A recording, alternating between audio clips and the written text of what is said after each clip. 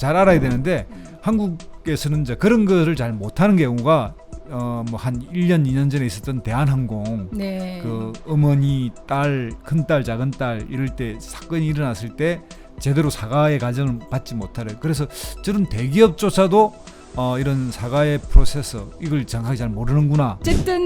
어쨌든 미안하다 이렇게 네. 굉장히 좀 등 떠밀려서 사과하는 듯한 뭐 이런 그 대응들이 훨씬 더 이제 그 분노하게끔 네. 만들어서 저것이 사과인지 사과가 아닌지 사과인 듯 사과가 아닌 듯 뭐 이런 사과가 굉장히 많죠. 정말 사과를 많이 하셨고요.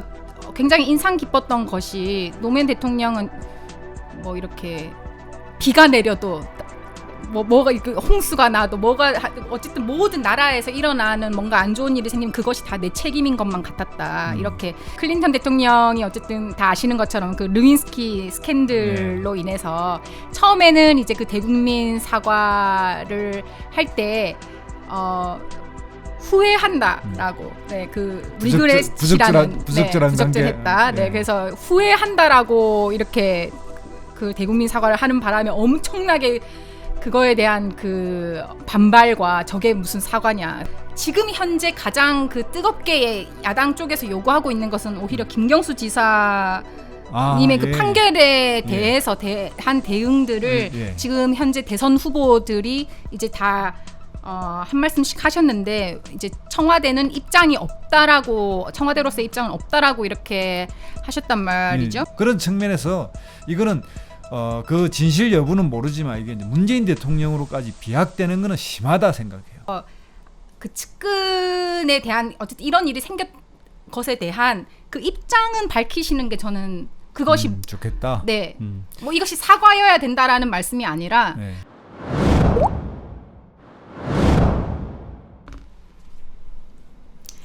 안녕하세요. 대통령에 관한 모든 것을 알려드리는 대통령 연구소입니다.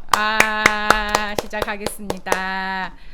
네, 오늘 김두수 대표님께서 어제 백신을 드디어 맞으셔가지고 지금 굉장히 거의 백신에 취하셔서 몽롱한 상태로 백신 방송을 음주 방송이 아니라 백신 상태에서 방송을 하게 되었습니다. 조금 몽롱하시지만 힘을 내서 하겠습니다. 힘내셔서 해주시면 감사드리겠습니다. 오늘의 주제는 대통령의 사과입니다.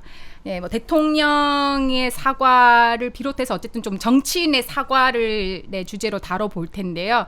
그 정치인의 사과는 또 이제 그 공인으로서의 또 공인의 사과는 또 일반 사과하고는 또 굉장히 다르죠. 물론 본인의 과오가 아니더라도 좀 역사적인 사건에 대해서 사과를 하는 것의 그 상징적인 의미라든지 아니면 뭐 전 정권에 대한 사과라든지 혹은 또 이것이 단순히 과거나 현재 과오에 대한 사과뿐만이 아니라 이제 앞으로는 다시는 이런 일이 재발하지 않도록 하겠다라고 하는 그런 미래에 대한 다짐과 약속이기도 하기 때문에 정치인의 사과는 굉장히 중요한 메시지를 가지고 있기 때문에 오늘 테마로 다뤄보기로 했습니다.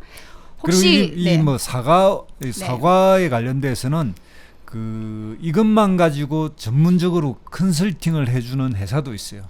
사과 컨설팅이요. 그러니까 이게 리스크를 관리하는데 회사라든지 이런 데 사건 사고가 터지잖아요. 이걸 이제 소비자에게 어떻게 하느냐에 따라서 그 회사가 다시 살아나기도 하고 망하기도 하고 또 미국 같은 데는 또 이게 징벌적 손해배상까지 해야 되니까 엄청난 일이거든요. 그러니까 가장 대표적인 게 PNC인가 하는 타이네롤에서 누군가가 판매 그에 이제 독극물을 섞어가지고 파동이 일어나가지고요. 그래서 이것을 이제 어떻게 대처하느냐에 따라서 그 회사의 이제 생존이 걸렸는데 그 대표 아주 모범 사례가 돼요. 그래서 전량을 다 해소하고 이 사건의 전후 사정을 정확하게 알리고 그 다음에 이것이 그 소비자를 그 공장을 개락시켜서 절대로 이게 그 외부의 어떤 의도가 아니면 독극물이 들어갈 수 없다는 걸 보여주고 그 다음에 피해자에게는 충분히 보상하고 다시는 이런 일이 재발하지 않는다는 것을 약속하는 그런 일련의 프로세스를 밟아가지고 그게 다시 이제 회복되거든요. 또 교육까지도 이렇게 또 사후 교육까지도 이렇게 한다고 하더라고요. 그런 것들을 잘 알아야 되는데 한국에서는 이제 그런 것을 잘 못하는 경우가 뭐 한 1년 2년 전에 있었던 대한항공 네. 그 어머니 딸 큰딸 작은딸 이럴 때 사건이 일어났을 때 제대로 사과의 과정을 받지 못하래. 그래서 저런 대기업조차도 이런 사과의 프로세서 이걸 정확하게 잘 모르는구나 이런 느낌이 있을 때가 있잖아요. 네, 이것이 사실 뭐 어떠한 조직이든 기업이든 뭐 그것이 정권이든 정당이든 이제 잘못이 일어나지 않기는 불가능하고 그렇습니다. 완벽한 곳도 없고 완벽한 것이 있을 수는 없지만 그 잘못보다도 사실 그 잘못에 대한 대처라든지 그 사과가 굉장히 더 그 파급력이랑 영향력이 크더라고요. 그러니까 이 잘못을 한 것보다 이것에 대한 사과가 더 이렇게 그 정말 불에 그 기름 붓는 격이 되는 경우가 많은데 이제 그런 것들이 보면 예를 들어서 사과를 했을 때에 무엇이 잘못이었는지 어떤 부분을 잘못했는지 명확하게 밝히지 않고 애매모호하게 한다든지 또 이런 게 있잖아요. 네. 뭐 했다면 미안하다. 가정형 사과가 정말 이렇게 또 최악이고 그렇죠. 그리고 또 중요한 거는 그것이 사실이 여부에 관계없이 예. 뭐 기분 나쁘셨다면 예. 죄송하다라고 예. 하든지 아니면 그것에 경중에 관계없이 어쨌든 미안하다 이렇게 예. 굉장히 좀 등 떠밀려서 사과한 듯한 뭐 이런 그 대응들이 훨씬 더 이제 그 분노하게끔 예. 만들어서 저것이 사과인지 사과가 아닌지 사과인 듯 사과가 아닌 듯 뭐 이런 사과가 굉장히 많죠. 맞습니다. 그러니까 사과를 하려면 명확하게 정확하게 본인이 진심으로 정중하게 사과하는 게 제일 좋은 것 같더라고요. 인정하고 그걸 약간의 변명투나 뭔가 조건을 달면 오히려 역풍이 불더라고요. 맞습니다. 그래서 그 말씀하신 대로 정확하게 명확하게 그 밝히는 것과 잘못을 사과하는 것을 그리고 말씀하신 그 진정성 그리고 또 중요한 것이 가장 중요한 게 사과의 타이밍. 이 중요한 거지. 즉각적으로 사과를 해야 되는데 계속 사건은 일어났으나 이거에 대해서 아무 그 뭔가 의견과 언급 표명 없이 그냥 이렇게 계속 미루다가 여론에 이렇게 등 떠밀려서 며칠 만에 진짜 일주일 넘게 뭐 열흘 넘게 이렇게 계속 침묵을 지키다가 등 떠밀려서 사과한다면 사실 그 진정성이 그 와닿지 않죠. 그렇죠. 네. 그러면 역대 한국 정치인 또는 네. 대통령 중에서 가장 사과를 잘한 분이 누구죠? 저는 단연 노무현 대통령님이라고 생각합니다. 그 정말 사과를 많이 하셨고요. 굉장히 인상 깊었던 것이 노무현 대통령은 뭐 이렇게 비가 내려도 뭐가 홍수가 나도 뭐가 어쨌든 모든 나라에서 일어나는 뭔가 안 좋은 일이 생기면 그것이 다 내 책임인 것만 같았다 이렇게 말씀을 하셔서 그때 대구의 지하철 참사 당시에도 그것을 이제 굉장히 그 피해자분들한테 정말 사과한다고 유감스럽다라는 말씀이 아니라 사과한다고 하셨고 죄인의 마음으로 앞으로 이런 일이 재발하지 않도록 철저하게 앞으로 대처하겠다라고 이렇게 또 하셨었죠. 또 국가를 대표해서 제주도민에 대해서 4.3 사건, 사과를 4.3 사건에 하셨고. 대한 사과도 굉장히 인상이 깊었습니다. 근데 노무현 대통령이 사과를 안 한 게 하나 있긴 하네요. 그러고 보니까 뭐냐면 열린우리당 창당에서 기자가 열린우리당 창당에 대해서 대통령이 어떻게 생각하냐고 물어놓으니까 노무현 대통령이 열린우리당이 다음 총선에서 잘 됐으면 좋겠다 이렇게 이야기한 걸 가지고 그때 당시 야당이 그 사과하지 않으면 탄핵하겠다라고 했는데 결국은 노무현 대통령이 그거에 대해서 사과하지 않았죠. 그래서 탄핵까지 간 거죠. 그 문제는 이제 정치적이고 사실은 그 대통령의 그 정도, 그러니까 본인이 그걸 기자회견도 하는 게 아니라 이제 기자가 물어봐서 대답을 한 거고 그것도 아주 소극적으로 뭐 자기가 소속돼 있는 당이니까 잘 됐으면 좋겠다. 총선에서 승리했으면 좋겠다든가 같은 그 정도 이야기를 했는데 그걸 가지고 탄핵까지 가는 건 정말 무리한 거죠. 그래서 그것은 노무현 대통령이 정치적으로 좀 승부를 건 것 같아요. 그것에 대해서 그러면 사과를 하셨어야 된다고 보십니까? 아니요. 안 했기 때문에 당시 열린우리당이 신생정당으로서 152석이 나왔거든요. 처음으로. 그러니까 집권당의 진보 계열의 정당이 처음으로 의회 과반수를 차지한 첫 사건이 그걸로 2004년 그 4월 총선에서 이루어졌는데 물론 이제 무리하게 그 한 달 전에 이제 탄핵을 했고 탄핵의 그 과정에서 이게 헌법재판소로 가 있는 상황에서 총선이 치러졌기 때문에 국민들은 이제 대통령이 잔생하고 나서 1년도 채 안 됐는데 이렇게 나오는 건 도저히 있을 수 없다 해서 국민들이 오히려 그렇게 탄핵한 세력을 심판했죠. 네. 저도 그것은 네. 정말 그 정치적 소신의 문제였다고 보기 때문에 예, 그것에 대해서 잘못했다 사과했다라고 말씀하시는 것이 오히려 네, 더 소신에 맞지 않는 네, 말씀이지 그렇죠. 않을까 그럼 생각합니다. 미국 대통령 중에서는 누가 제일 사과를 잘했습니까?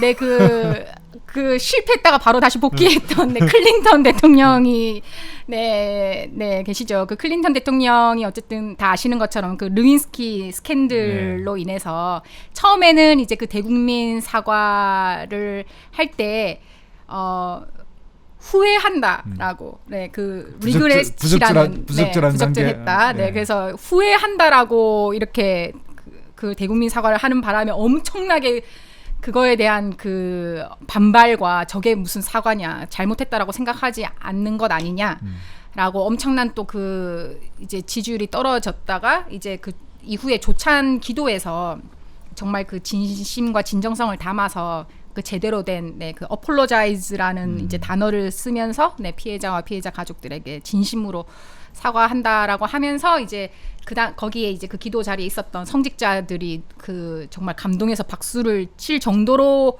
그 좀 마음을 울리는 사과를 네, 했다고 해서 이제 또 복귀를 할 수 있었죠. 그렇습니다. 네. 네.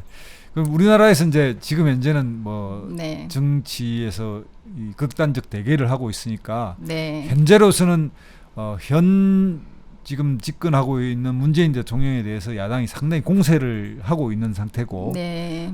또 이 언론을 통해서 보면 그 일종의 사자성어처럼 내로남불이라고 하는 이 말에 문로남불이라는 말을 쓰고 있어요. 그렇습니까? 네. 특히 이제 뭐 조선 비저가 그 말을 최근 써가지고 네. 네 가지 경우 이래가지고 야당 시절에 문재인 대통령이 여당을 공격했던 그 사안을 가지고 당신은 왜 안 하나 이렇게 네. 이제 이야기를 하고 있어요.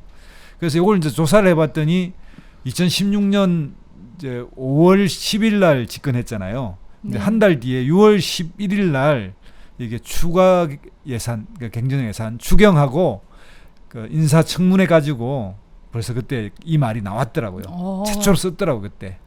그런가요? 예. 그래서 네. 이게 그 장관에 대한 인사청문회 이런 데에 그 비판을 야당이 하면서 네. 문재인 대통령이 그런다 이렇게 했고요. 그 다음은 이 말이 살짝 바뀌어서 만 1년 지난 2018년 10월 달에 여러분들이 많이 들었던 조로남불이라는 말이 나와요. 그게 그 뒤에 나온 그렇죠. 이야기군요. 조국 네. 교수가 이제 네. 법무부 장관이 되면서 네. 윤석열 현재 후보가 집중적으로 공격하면서 모든 언론이 총공격해서 조국 전 장관이 과거에 했던 본인의 말과 본인의 네, 현재 다 돌아오는 행식으로 네. 이제 공격을 해서 생겼고. 네.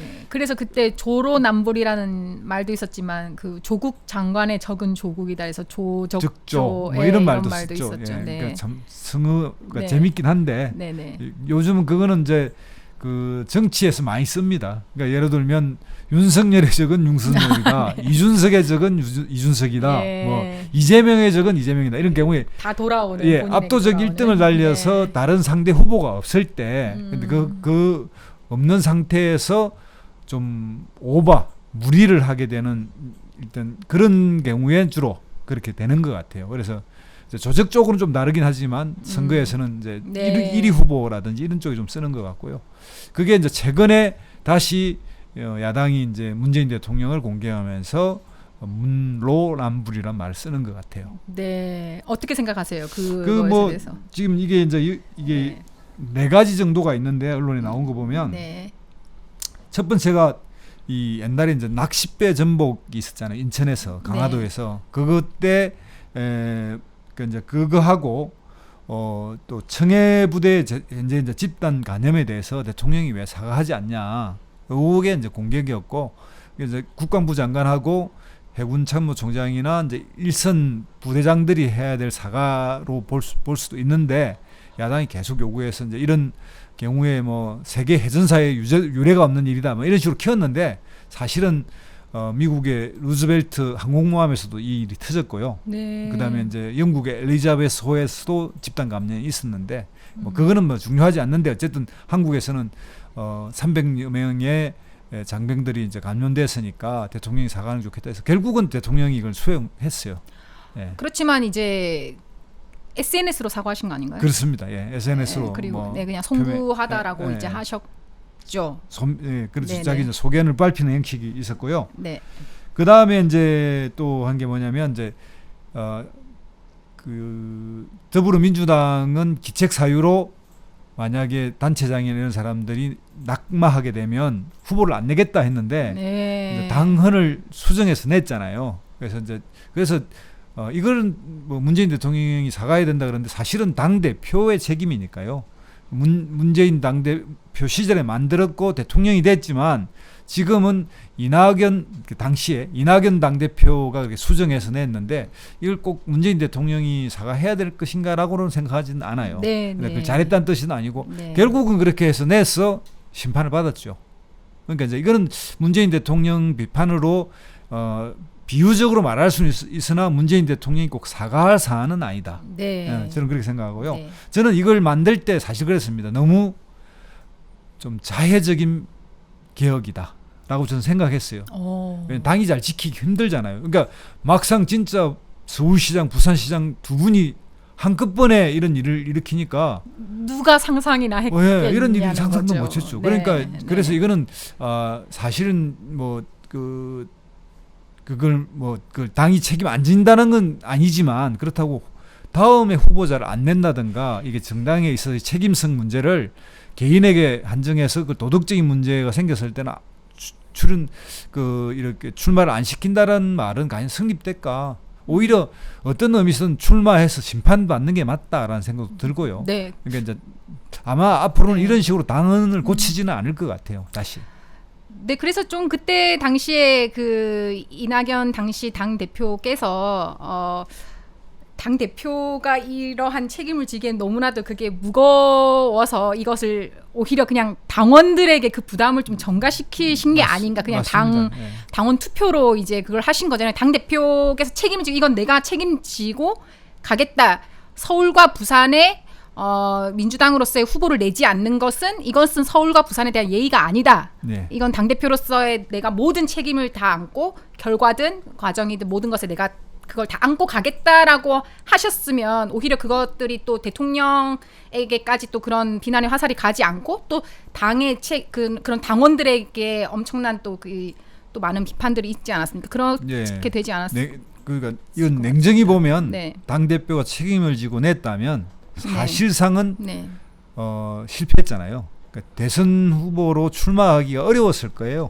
근데 이게 본인이 살짝 피해가는 거는 그 결정을 이제 전당원 투표에 묻혔기 때문에라고 하는 그런 논리를 가지고 살짝 비껴 나가서 그러니까 당 대표의 리더십으로서는 최악이다 이런 이야기를 들으면서 다시 대선 후보로 나오게 되는 거는 이런 식으로 살짝 비껴가서인데 진정한 정치 지도자라면 사실은 거기에 자기 책임을 졌어야 된다고 생각합니다.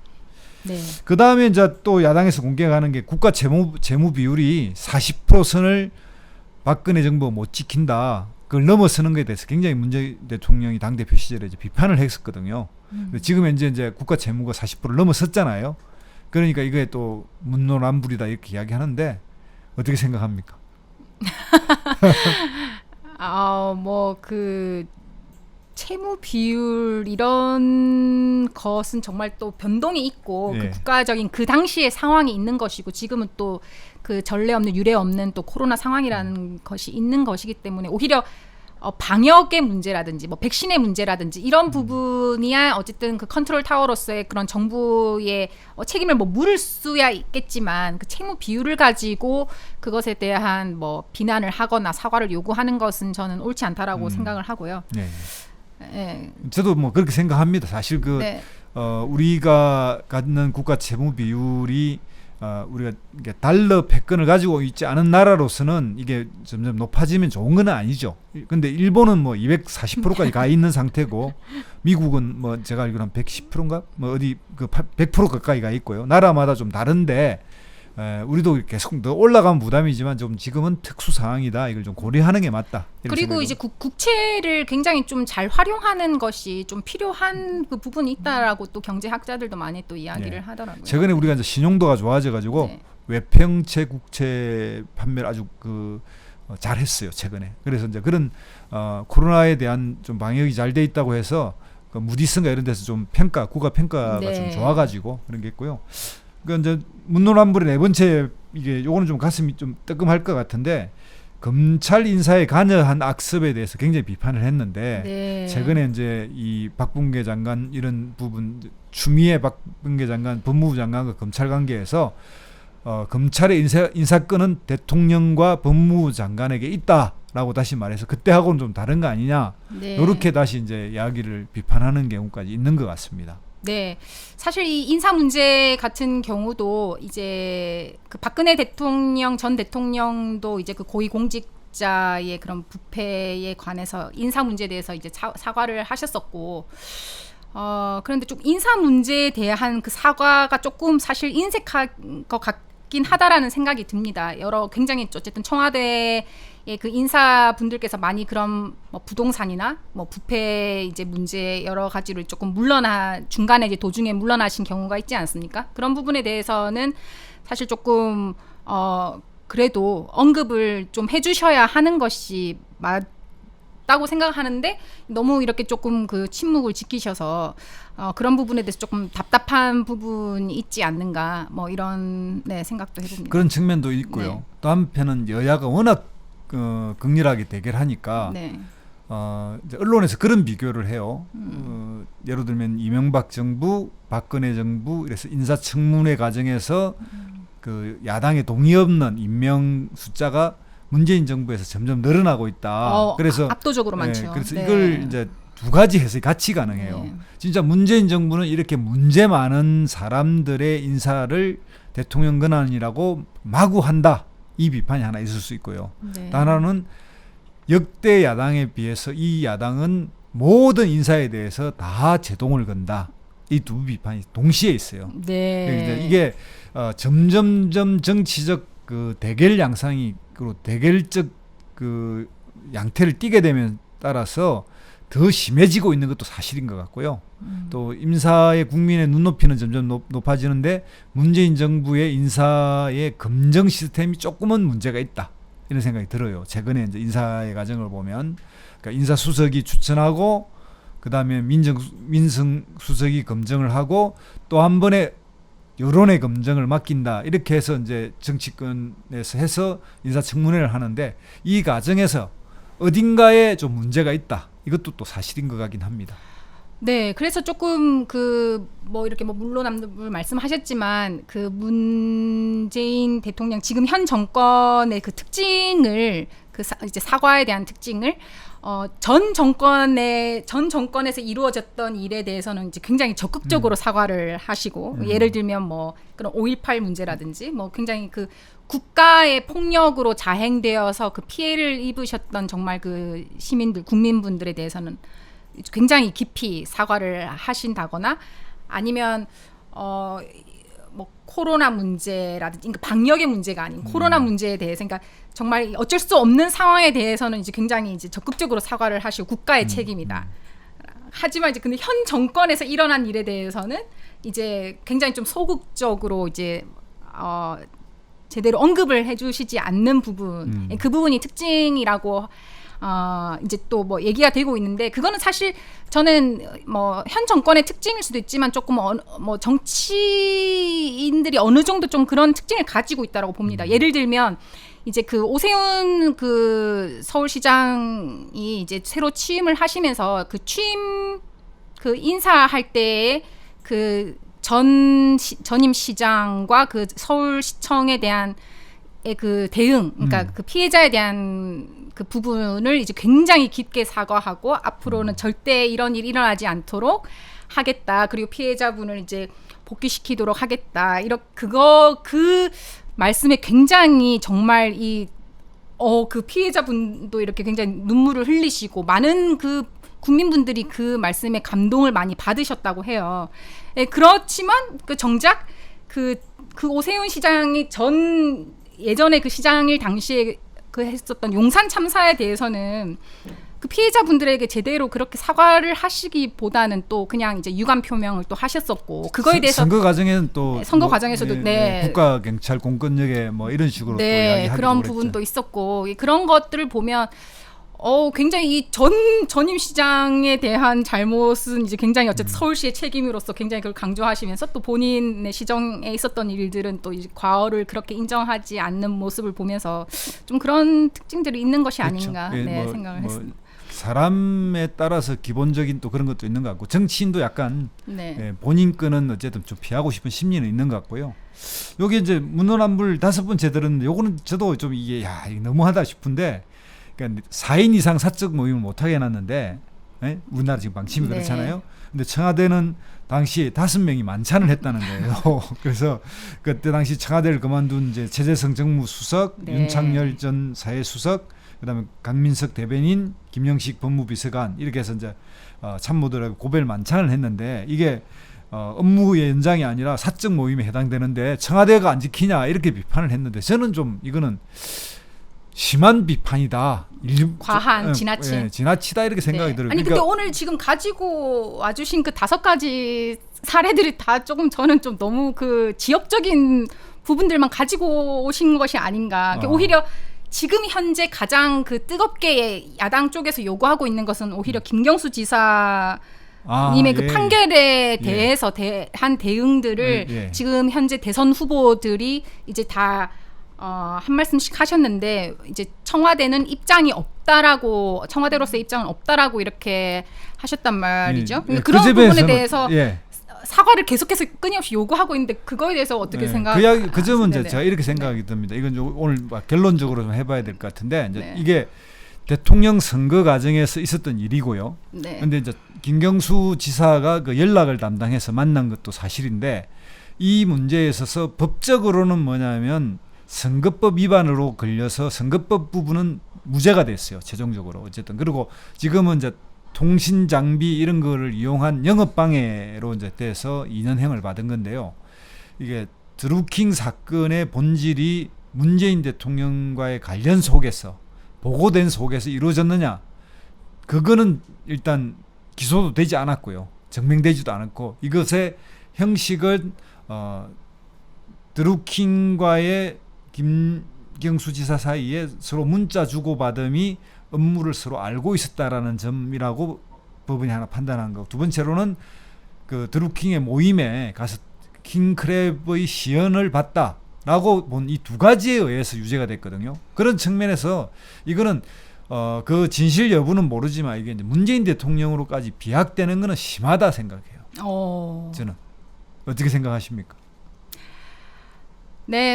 저는 일단 그 김경수 지사님 판결에 대해서 저 역시도 저는 김경수 지사님의 엄청난 너무나도 그 팬이었고 그리고 아마 또 그 지금 이제 들어가셨지만 나오셔도 뭐 끝까지 변함없는 마음으로 지지를 아마 하게 되겠죠.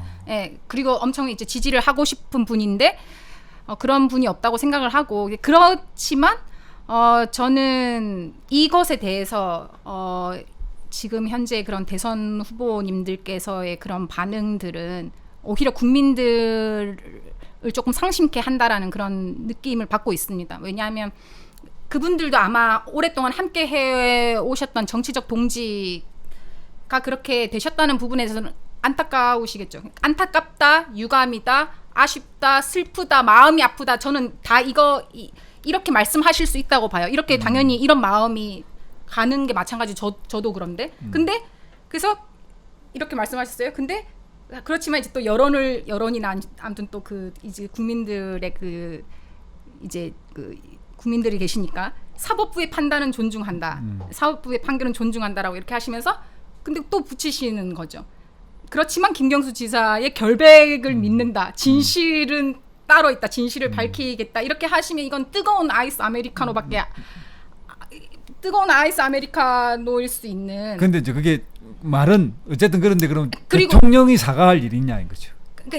그래서 저는 그러니까 이거를 그렇기 때문에 전에 이런 것이 없더라도 문 대통령께서 당연히 승리할 선거였다라고 말을 하는 것은 그렇기 때문에 이것을 뭐 굳이 왜 그런 거를 했겠느냐, 그리고 뭐 이거는 뭐 이미 다 승리한 선거였다, 그렇기 때문에 관계없다라고 하는 것은 그 과정과 절차적 정당성, 과정과 절차를 중요하게 생각해야 하는 그 민주주의와 전혀 위배되는 이야기들이라고 생각을 합니다. 그리고 그 김대중 대통령께서 어쨌든 그 고위 공직자들 이렇게 그 측근의 비리가 아니라 측근의 가족의 비리에 대해서까지 김대중 대통령 사과하셨죠.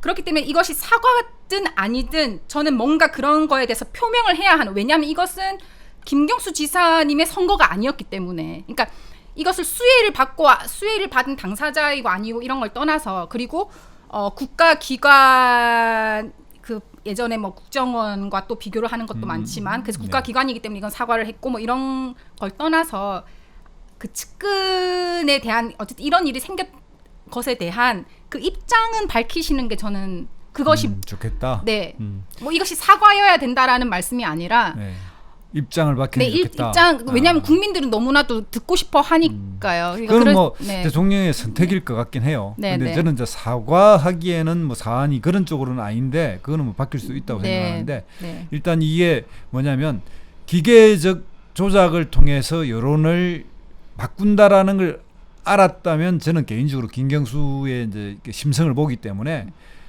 절대로 같이 만나지 않았을 거라고 보고요. 두 번째는 이게 김경수라는 사람의 특성이 뭐냐면 어쨌든 도와주겠다는 사람은 만나고 부탁하고 이렇게 하는 상당히 여린 사람이라서 이제 그런 점을 이제 감안해서 했을 거라고 보는데, 과연 그 시연을 봤을 것인가, 그런 부분에 대한 믿음은 저는 뭐 판결은 본글로 돼 있지만 그랬으면 절대 같이 하지 않았을 거다 생각하는 편이고요. 다만 조금 더 변명을 하면 당시에 네이버 전체의 댓글이나 공감 이런 걸 표시하는 양이 몇백억이에요. 근데 이게 이제 단계 몇만 개인데 그걸 이제 그냥 산술적으로 계산해 보니까 0.005%더라고요. 근데 국민들은 보면 엄청난 이걸 해서 뭐 막 변동이 온 것 같이 생각하는데, 공감 이런 걸 해서 이제 그 댓글 좀 우선순위로 올라가게 만드는 이런 정도로 한 거거든요. 그래서 과연 우리 국민들이 이 성숙하고 아시아에서 가장 발달되어 있는 민주주의를 알고 있는 국민들이 그거에 의해서 막 여론들이 춤췄을까? 이 부분에 대해서는 저는 그렇지 않다 이렇게 생각하는 편이에요.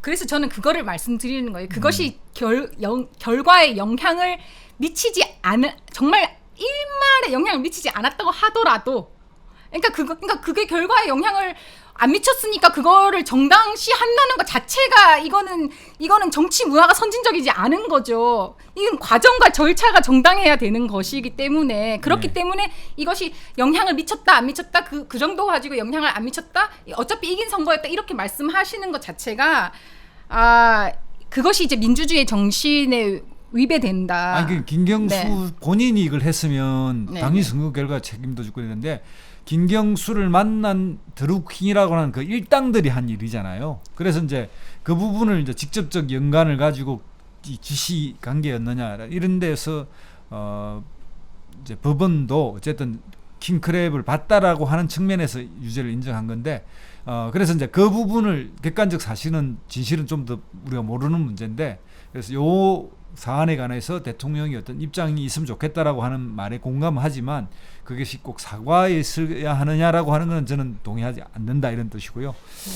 그런 측면에서 이제 정치인의 사과 오늘 마무리를 합시다. 일단 요거는 다음에 또 한 번 더 다루기로 하고. 네, 오늘 지금 백신의 그것 때문에 너무 지금 더 이상 이어가기 힘든 상황으로 하시고, 정치인들의 사과는 아까도 말씀드렸듯이 정말 사실 잘못이 일어나지 않는다라는 것은 있을 수 없는 일이기 때문에 저는 정말 좀 더 그 잘못에 대해서 어떻게 진짜 대응하고 대처하느냐가 훨씬 더 네, 일어났던 사건보다도 사건에 대응하고 대처하는 방법과 방식과 또 사과하는 이런 뭐 태도라든지 뭐 이런 것들이 훨씬 더 크게 영향이 있다라고 생각하고요. 맞습니다. 그게 진리라고 봅니다. 네, 그래서 좀 진정성을 일어난 가지고 사건에 대해서 그 이후에 어떻게 할 것이냐의 문제고, 이거는 진정성, 그리고 정말 솔직하게, 그리고 다시는 재발되지 않을 수 있는 어떤 본인이